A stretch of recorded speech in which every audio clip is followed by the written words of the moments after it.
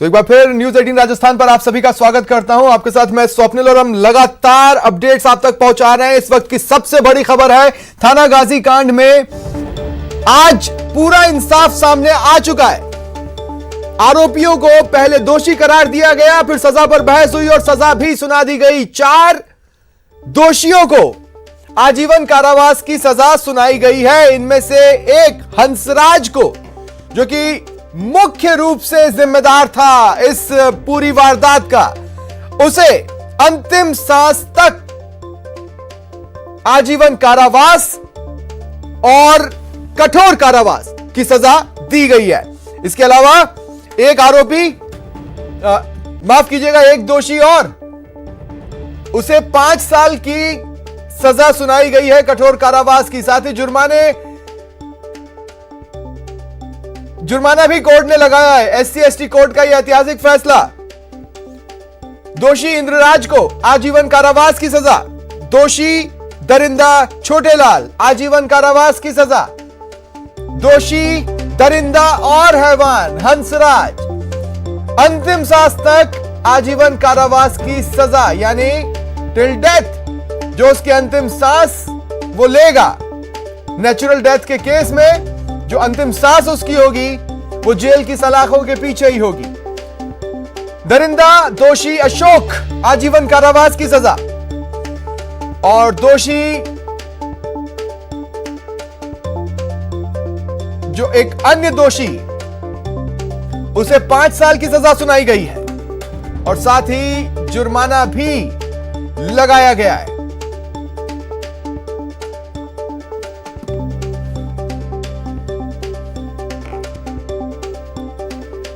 बहुत सारे सेक्शंस जो हैं, मैं आपको सेक्शंस बता रहा हूं। सेक्शन 147 आईपीसी के अंदर 2 साल की सजा हुई है, 500 रुपए जुर्माना हुआ है।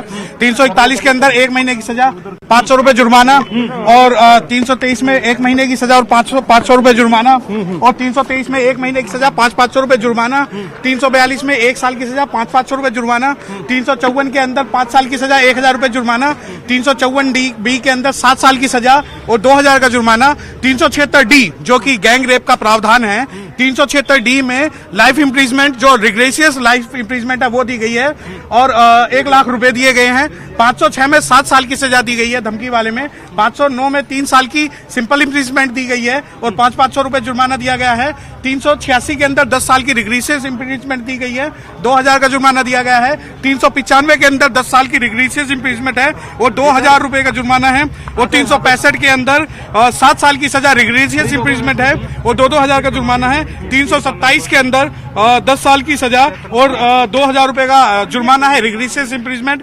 और हंसराज के लिए, जो कि रिपीटेड रेप है, रिपीटेड रेप जो आईपीसी का ऑफेंस है, कुल क्या सजा मिली? उम्र कैद, 4 दोषियों को उम्र कैद मिली है और उन्हें सजा भी मिली है, आर्थिक दंड भी दिया गया और वो आर्थिक दंड अब पीड़िता को मिलेगा, क्योंकि इसमें life imprisonment, simple life imprisonment नहीं, रिग्रेसियस यानी कि जो दंडिक है, कठोर कार्रवाई करते हुए उनके खिलाफ उन्हें लाइफ इम्प्रिजमेंट 4 दोषियों को मिली है और जिसमें जितना भी उनसे जो भी दंड है, जो आर्थिक दंड है, वो पीड़िता को दिया जाएगा। कौन कौन है जिनके ऊपर अंतिम शासक है, जो एक्यूज के नाम है इंद्राज, छोटेलाल, हंसराज और अशोक।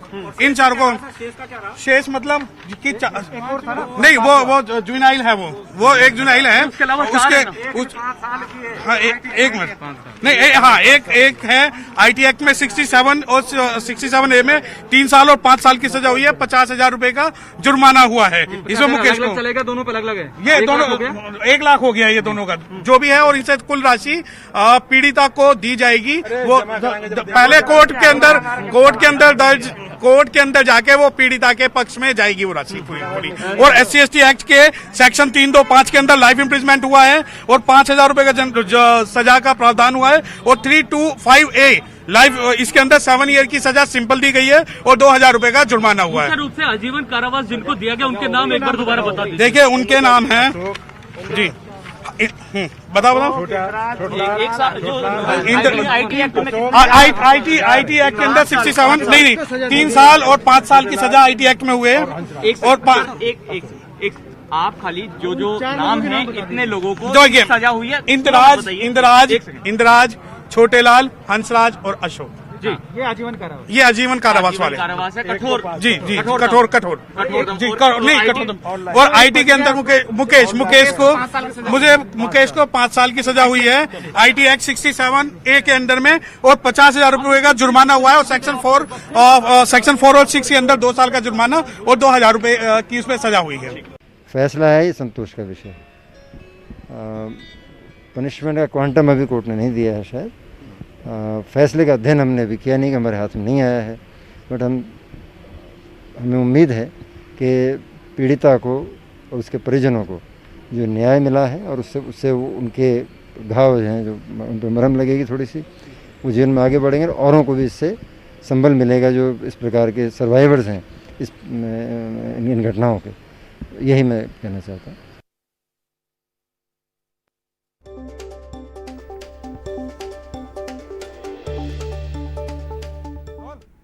और देखिए सजा सुनाने के बाद उन आरोपियों को यहाँ ले आया गया है। मैं आपको बता दूं कि केंद्रीय कारागृह अलवर ले आया गया है। जो आरोपी हैं उन सब आरोपियों को यहाँ ले आया गया है और सजा सुनाने के बाद ये आरोपी यहाँ पहुंच गए हैं। ये देख सकते हैं आप केंद्रीय कारागृह अलवर की तस्वीरें, जहां पर आरोपियों को ले आया गया है और अब यहीं पर वो सजा काटेंगे।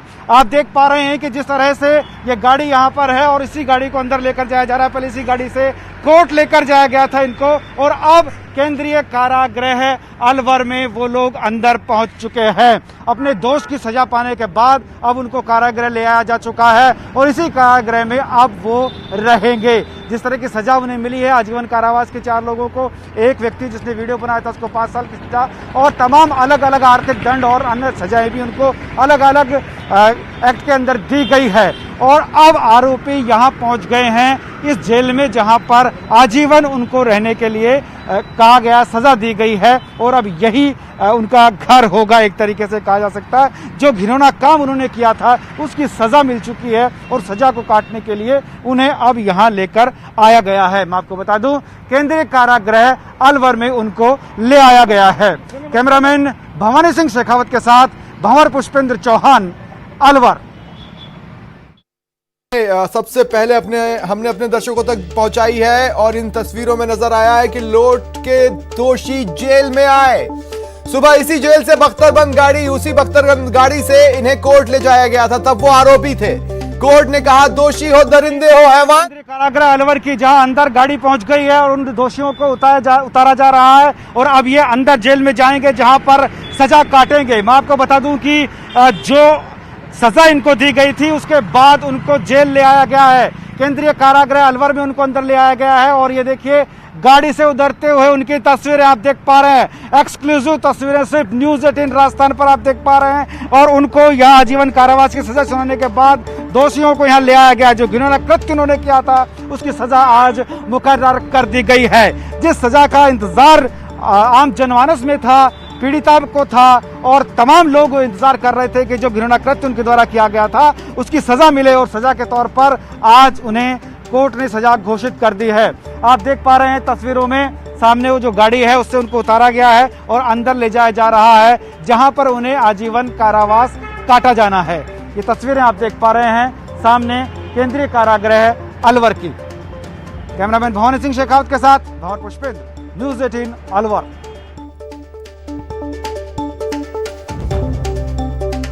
सुबह इसी जेल से निकले थे, कोर्ट पहुंचे, कोर्ट ने इन्हें दोषी करार दिया, बताया कि यही वो दरिंदे हैं, यही वो हैवान हैं। उसके बाद सजा पर बहस हुई, फिर इन दरिंदों को उनकी सजा भी सुना दी गई। आजीवन कारावास कठोर, हंसराज को तो अंतिम सांस तक। वहीं एक आरोपी जो जिस पर वीडियो बनाने का और अन्य आरोप थे, उसे 3 साल और 5 साल के कठोर कारावास की 50,000 का जुर्माना भी। और फिर इन्हें कोर्ट से वापस अलवर के कारागृह ले जाया गया। बख्तरबंद गाड़ी से वहां भी उतर चुके हैं। अब एक एक कर अपने बैरक में चले जाएंगे और फिर सोचेंगे कि ये दिन भर उनके साथ क्या हुआ। अपने गुनाहों का हिसाब उनके दिमाग में बार बार दौड़ेगा। कोर्ट में हुई एक एक हलचल उनके दिमाग में रहेगी, उन्हें परेशान करेगी। हालांकि आज वो किसी से भी निगाह मिलाकर देखने की हिम्मत नहीं जुटा पाए। कल रात से ही उन्हें एहसास था इस बात का कि उन्हें उनके गुनाहों की गंभीर सजा मिलने वाली है। जो गुनाह उनसे हुए हैं उनसे वो पीछा नहीं छुड़ा सकते और इसीलिए शायद कल उन्हें नींद नहीं आई। डिवीजन की तरफ से पैरवी की थी, किस तरह के आर्गुमेंट आपके थे और आपको उम्मीद थी कि इसी तरह का फैसला आपके पक्ष में आएगा? मेरे द्वारा जो आर्गुमेंट जो पुलिस द्वारा जो चालान पेश किया गया इसमें बहुत तत्परता दिखाई थी। इसमें आईजी साहब और तत्कालीन एसपी परेश देशमुख द्वारा इसमें मात्र 16-17 दिन के अंदर चालान पेश कर दिया गया था और उसके बाद जो भी पत्रावली पर फाइंडिंग और मेडिकल रिपोर्ट, डीएनए रिपोर्ट, पीड़ित वॉइस टेस्ट रिपोर्ट सभी के आधार पर मुलजिमान को दोषी माना गया है और यह बिल्कुल सही फैसला है। सर, अगर फैसले को समझे तो किस तरह का फैसला दिया गया है? सभी को आजीवन कारावास से अंतिम सांस तक या प्राकृतिक जीवन तक, और जो वीडियो वायरल करने वाला आरोपी था उसको लेकर क्या होता है? उस शेष प्राकृतिक जीवन तक 4 आरोपियों को शेष प्राकृतिक जीवन तक आजीवन कारावास की सजा सुनाई गई है और मुकेश जो वीडियो आया उसको मैक्सिमम 5 वर्ष की सजा सुनाई गई। सर, एक अंदर साहब, इसमें एक नाबालिग भी था, उसका भी मामला यहाँ चल रहा है? वो अभी दूसरी कोर्ट में ट्रायल है, चल रहा है, वो अभी अंडर ट्रायल है। शुक्रिया हमसे बात करने के लिए। आपसे SPP Kuldeep Jain SC/ST court के अंदर इन्होंने अभियोजन की तरफ से पैरवी की थी और इन्हीं की मजबूत पैरवी और पुलिस की जो मजबूत चार्जशीट थी कहीं ना कहीं उसकी वजह से आज जी आईजी साहब का भी इसमें बहुत महत्वपूर्ण रोल रहा, एसपी साहब का, जिन्होंने तत्परता दिखाई और इन्होंने सारे साक्ष्य कलेक्ट किए और फाइल पत्रावली और मुलजिमान को गिरफ्तार कर इमीडिएट चालान पेश किया गया था। बिल्कुल। और इसमें जो फैसला आने में जो डिले हुआ कोरोना काल के कारण हुआ, इसमें कुछ 3-4 महीने का समय तो कोरोना की वजह से निकलने का, ये पहले ही फैसला आ जाता। बिल्कुल। तो देखिए, कोविड के चलते फैसला भी प्रभावित हुआ। फैसला 3 से 4 महीने पहले आ सकता था, लेकिन कोविड के चलते फैसला नहीं सुनाया गया। पहले 24 सितंबर की डेट दी गई थी और उसके बाद ये फैसला सुनाया गया। सभी आरोपियों को अब अपने अंतिम जीवन तक, कार्यकाल तक जेल में रहना पड़ेगा। कैमरा पर्सन अविनाश के साथ सचिन कुमार, न्यूज़ 18 जयपुर।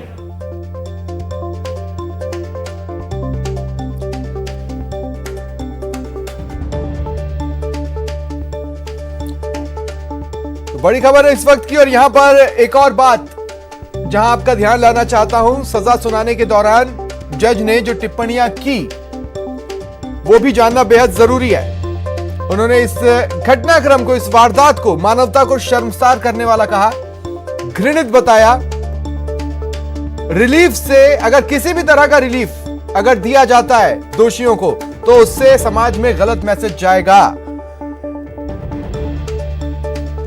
और रिएक्शंस लगातार आ रहे हैं पॉलिटिकल क्लास से भी, आइए देखते हैं। मई 2019 में जो एक दलित महिला के साथ में रेप की घटना हुई थी, हमारे राष्ट्रीय अध्यक्ष राहुल गांधी जी भी आए थे, मुख्यमंत्री जी भी गए थे और उस घटना के बाद में तुरंत सरकार ने एक्शन लेते हुए उन लोगों को गिरफ्तार किया, उनका समय के ऊपर चालान किया और आज फैसला आया है कि उन सब लोगों को सजा हुई है।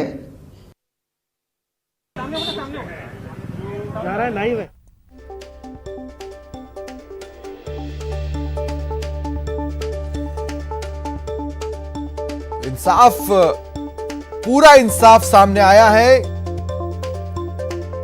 दोषी भी बता दिए गए, सजा का ऐलान भी हो गया। हंसराज जो कि मेन कल्प्रिट था, मेन,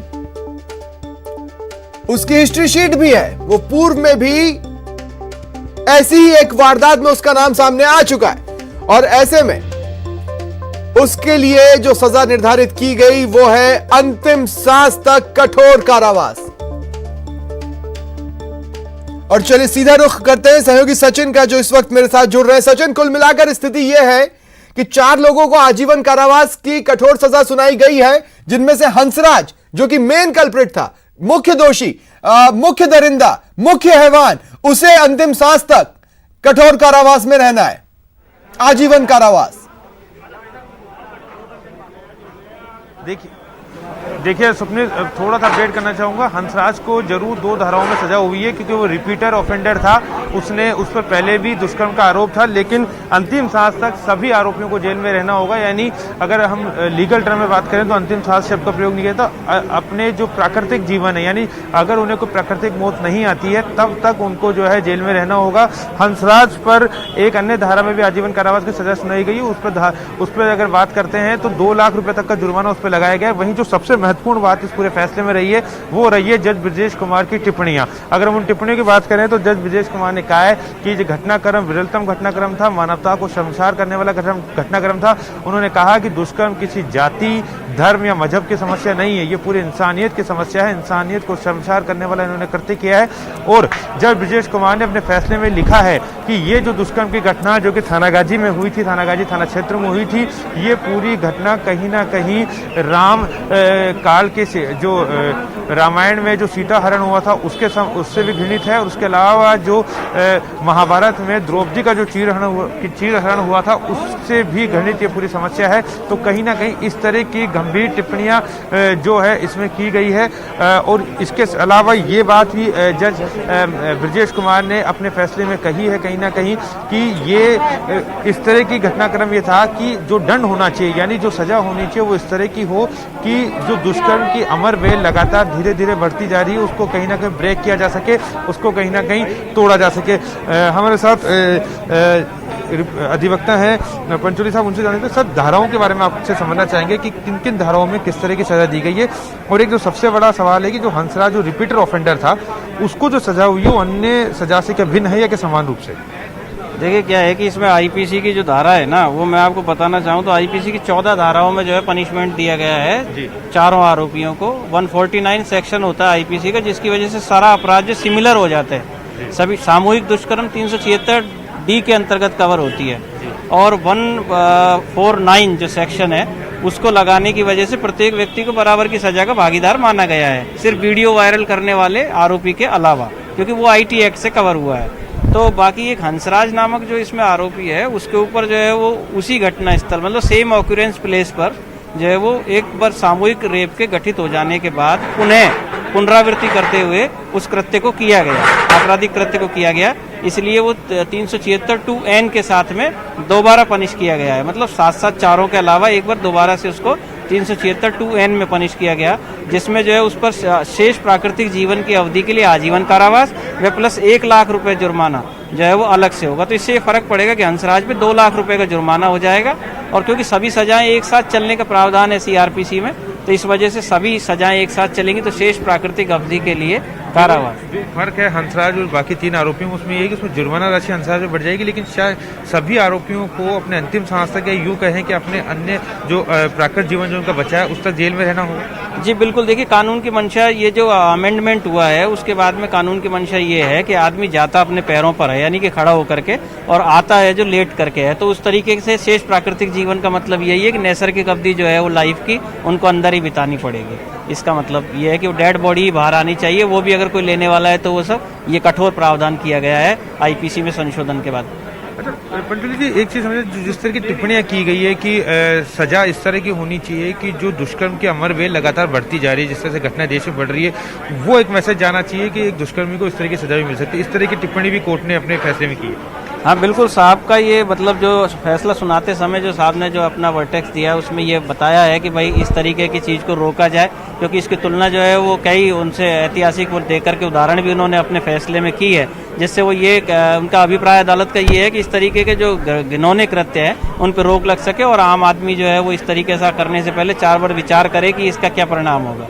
इस तरीके से शुक्रिया हमसे बात करने के लिए। आपसे देवता पंचोली जो बता रहे थे कि किन किन धाराओं में पनिश किया गया इन आरोपियों को, और साथ ही किस तरह की टिप्पणी अपने जो ऑपरेटिंग पार्ट में जज ब्रजेश कुमार ने की उसमें उन्होंने साफ किया है कि दंड ऐसा हो जिससे कि जो लगातार दुष्कर्म की चेन बनती जा रही है उसे तोड़ा जा सके। अमर वेल शब्द का उन्होंने प्रयोग किया है कि दुष्कर्म की जो अमर वेल है उसको तोड़ने का प्रयास इस फैसले के द्वारा किया जा रहा है, और यही वजह है कि मैक्सिमम पनिशमेंट से पनिश करने की कोशिश की गई। जो भी कानून के तहत वो कर सकते थे, जो भी सरकमस्टेंसेस एविडेंस है, जो भी फाइल के ऊपर तथ्य थे, सबूत थे, गवाह थे, उनके आधार पर जो भी वो कर सकते थे ऐसा उन्होंने करने का प्रयास किया है। इस तरह की टिप्पणियों के साथ उन्होंने अपना ऑपरेटिंग पार्ट फैसले में पढ़ा है। एक बार मैं फिर दोहराना चाहूँगा, जज ब्रजेश कुमार ने कहा कि ये जो घटनाक्रम था थानागाजी गैंगरेप, ये कहीं ना कहीं रामायण के सीता हरण और महाभारत के द्रौपदी के चीर हरण के समान है। ऐसे में इन आरोपियों के साथ नरमी नहीं बरती जा सकती है, इन्हें कठोर से कठोर सजा दी जानी चाहिए। और इसी के मद्देनजर चारों आरोपियों को जो है वो आजीवन कारावास की सजा दी गई है। शेष जो उनका प्राकृत जीवन है, यानी जो उन्हें अगर जब तक प्रकृति के द्वारा मौत नहीं आती है, स्वाभाविक मौत जब तक उनको नहीं आती है, तब तक वो जेल के अंदर रहेंगे। उनकी मृत्यु के बाद ही वो जेल से बाहर निकल पाएंगे। तो इस तरह की जो सजा दी गई है, कहीं ना कहीं वो एक मैसेज क्रिएट करने की कोशिश की गई अदालत द्वारा, न्याय द्वारा, कि न्यायालय जो है वो इस तरह की घटनाओं में नरमी किसी भी हालत में नहीं दिखा सकता। और इसमें देखिए शुरुआत में पुलिस प्रशासन द्वारा लापरवाही बरती गई थी। राजस्थान में उस समय चुनाव चल रहे थे। सचिन, मैं एक चीज कहना चाह रहा हूं, सुबह से जब आप, मैं, लवली, यहां तक कि भंवर भी जब बातचीत कर रहे थे तो हमारा फोकस इस बात पे था कि ये फैसला किस तरह से नजीर हो सकता है। तो देखिए, सबसे पहले तो ये कि 1 साल और कुछ महीने के अंदर न केवल जो आरोपी थे उन्हें दोषी भी पाया गया, उन्हें सजा भी सुना दी गई। इसके अलावा जिस तरह से चार्जशीट बनी, चार्जशीट के साथ सबूतों को कोर्ट में रखा गया, उन सबको इतना पुख्ता किया गया कि हो सकता है कुछ चीजें जो साइंटिफिकली प्रूव कर पाना इंपॉसिबल थी, उसको सर्कमस्टेंशियल एविडेंस से कवर करके किया गया। तब ये चीजें इतनी तेजी से चली हैं और जितना बन सकता था उतनी सजा मिली है। ये इस फॉर्म में एक नजीर जरूर बन सकता है आगे के लिए, ताकि पुलिस को यह समझ में आए कि शुरुआती में जो लेट लतीफी करते हैं या चार्जशीट में जो कमी बेशी छोड़ देते हैं, उसका फायदा दरिंदे ले जाते हैं।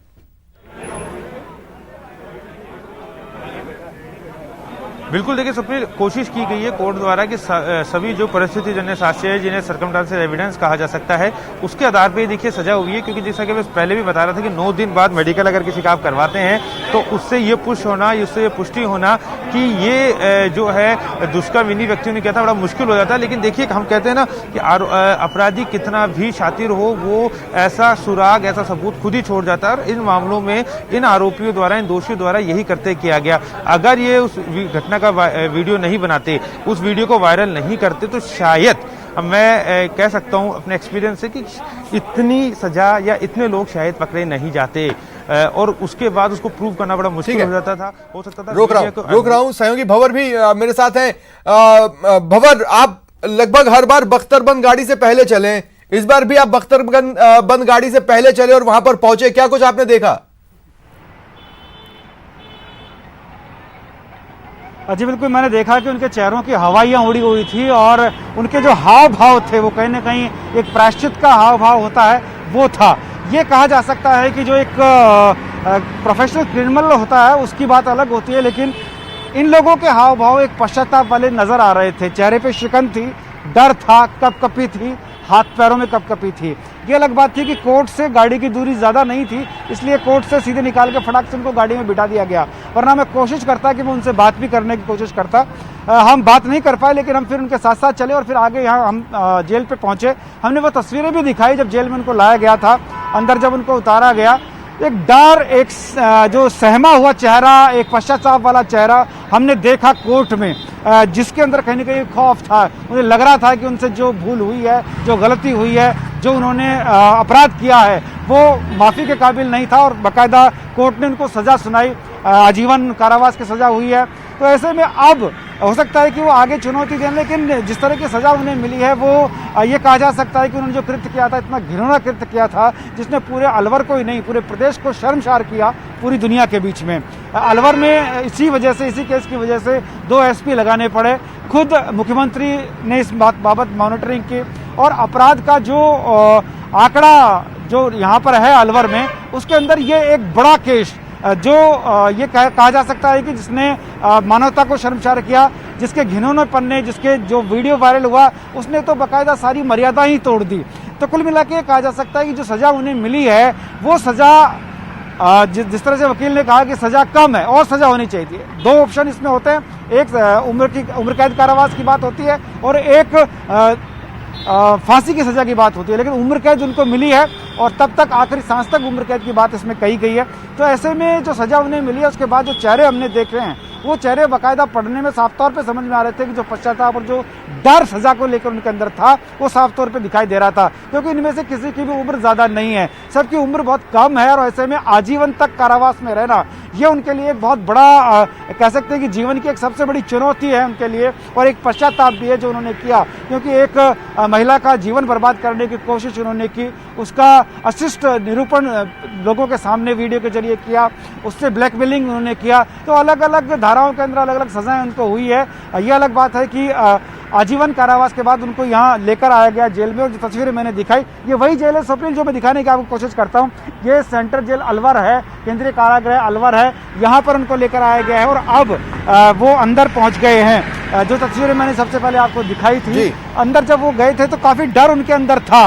और स्वप्निल ये कारागृह की तस्वीरें आप देख पा रहे हैं, कारागृह अलवर की तस्वीरें हैं, और यहाँ से अंदर, यहाँ से तकरीबन 300 मीटर की दूरी के बाद वो मेन गेट आता है, और उस गेट के गेट के अंदर उनको प्रवेश करा दिया गया है। और जो शिकन उनके चेहरे पर थी, जो डर उनके चेहरे पर था, जो पश्चाताप उनके चेहरे पर था। ठीक है, शुक्रिया शुक्रिया सचिन और भंवर, आप दोनों का हमारे साथ जुड़ने के लिए। और ये